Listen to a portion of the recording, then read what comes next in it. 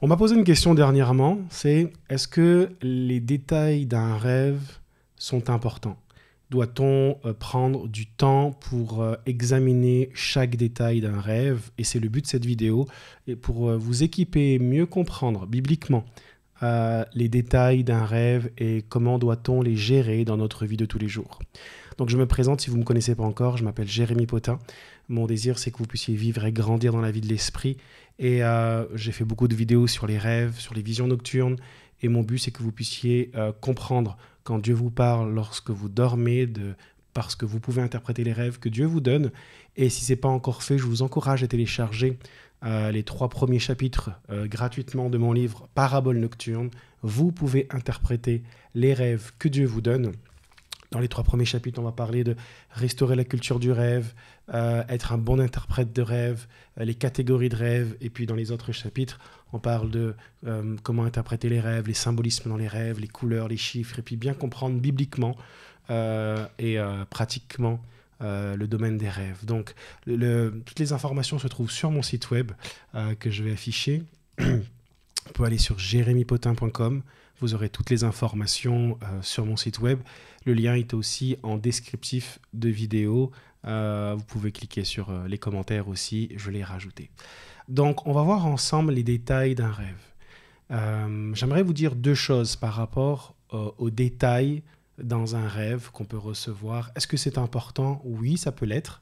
Mais la première des choses que j'aimerais dire, avant de parler du deuxième point qui est pour moi le plus important, mais le premier point, c'est qu'un détail dans un rêve ne viendra jamais contredire la grande image du rêve, d'accord? La première chose à faire quand on reçoit un rêve, c'est de comprendre l'idée principale du rêve, d'accord?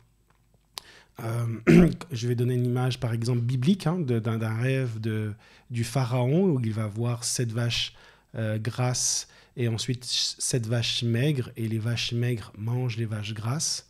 Donc on comprend, et j'en parle dans le livre, que les vaches représentent la nourriture. Donc on comprend qu'il y a cette notion où il va y avoir 7 périodes, et Joseph va recevoir par l'Esprit de Dieu que c'est 7 années, 7 périodes d'abondance, et il y a ensuite 7 années de sécheresse qui va arriver.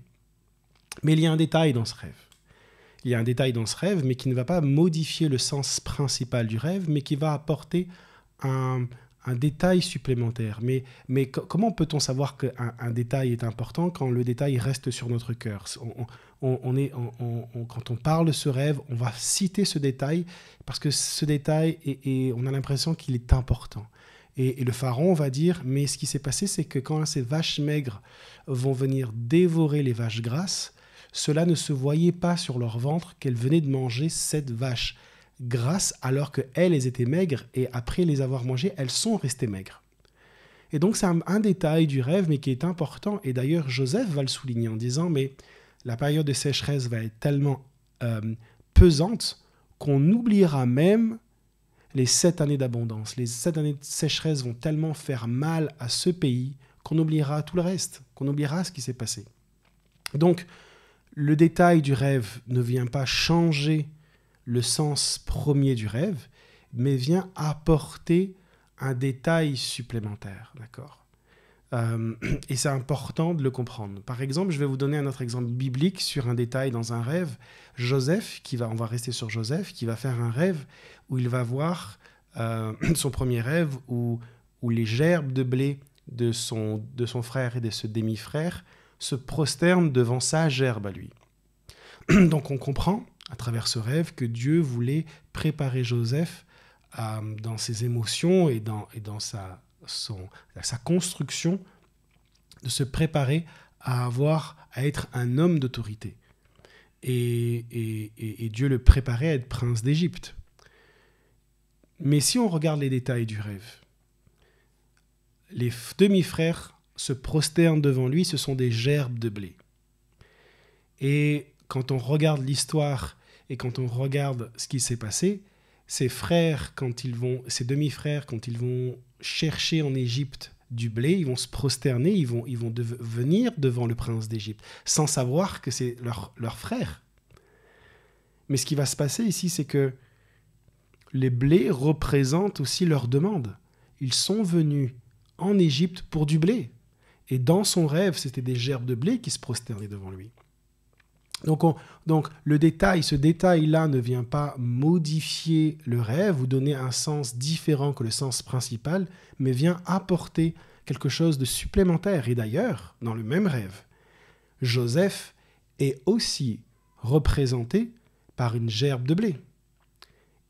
D'accord ? Qui par contre, sa gerbe de blé est restée debout. La question que j'aimerais vous poser et même vous rappeler, c'est qu'est-ce qui a fait de Joseph le prince d'Égypte? Tout simplement par le fait d'avoir donné une interprétation de rêve, mais aussi une parole de sagesse sur comment gérer l'abondance de blé dans le pays. Et le pharaon va dire, mais qui est plus sage que toi pour gérer ces choses? Je te ferai le numéro 2 de toute l'Égypte. Et donc, c'est dans la parole de sagesse qu'il va donner au pharaon sur la gestion du blé dans l'abondance qui a fait de lui le prince d'Égypte. Et dans le rêve qu'il reçoit, il est représenté par une gerbe de blé. Vous voyez les petits détails? J'aime cela. J'aime les paraboles nocturnes. Et d'ailleurs, mon livre s'appelle Paraboles nocturnes. Parce que les détails, encore une fois, ne viennent pas modifier le sens principal du rêve, mais vient apporter quelque chose de supplémentaire. Alors, je le rappelle, si un détail ne reste pas dans votre esprit, alors mettez-le de côté. Concentrez-vous sur l'image principale du rêve, sur l'interprétation principale du rêve. Si vous voulez savoir comment interpréter le rêve, je vous encourage à regarder dans mon livre parce que j'explique pas à pas les 5 clés pour interpréter les rêves. J'explique dans les rêves bibliques ce principe que le Saint-Esprit a mis sur mon cœur pour comment interpréter un rêve. Et je vous donne même des exemples de rêves que les gens ont pu me partager. Par la grâce de Dieu, je dois être à plusieurs centaines d'interprétations de rêves et je vous soumets ça dans mon livre en disant... Et les rêves que je partage dans mon livre, ce sont des gens avec qui j'ai fait des échanges par email ou par téléphone et pour savoir comment ça leur parlait. Cela est venu répondre à des questions, cela est venu confirmer des choses. Donc, je crois que ce livre va vous bénir sur comment interpréter les rêves. Donc, les détails, encore une fois, ne viendront pas modifier le sens principal du rêve. Par contre, les détails viendront apporter des informations supplémentaires et intéressantes sur le rêve. Parce que si Dieu vous interpelle sur des détails, si Dieu vient apporter des détails dans le rêve, alors c'est que ce détail est important. Donc, j'espère que cette vidéo simple vous a béni, vous donne aussi cette passion de prendre au sérieux vos rêves, de regarder les détails de vos rêves et de faire de vos nuits des rencontres surnaturelles avec Dieu. Donc, soyez bénis et je vous dis à très bientôt. Au revoir.